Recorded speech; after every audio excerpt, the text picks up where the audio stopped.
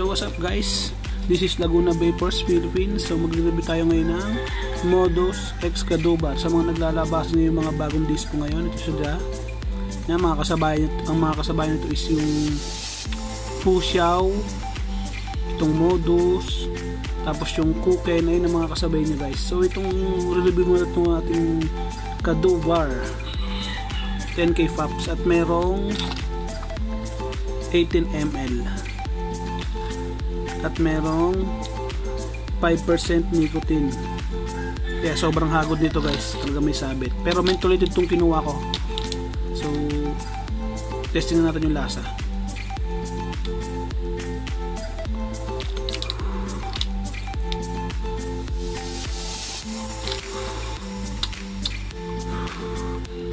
So sa lasa niya guys is,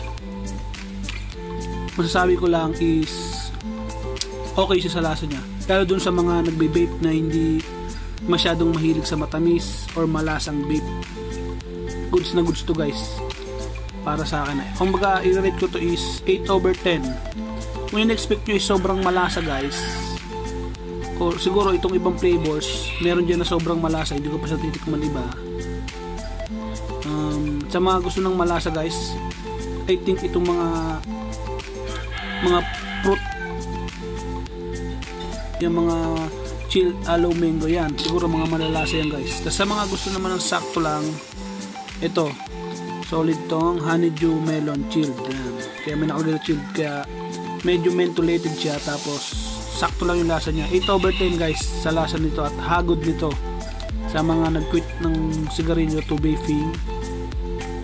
Ito para sa inyo to guys, sobrang solid dito. Sa usok naman guys,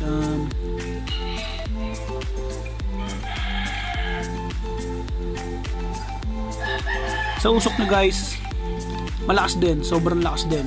Yung hagod niya, yung sa tip niya, itong tip niya, sa hagod niya talagang saktong sakto lang, marami kang mahihigop.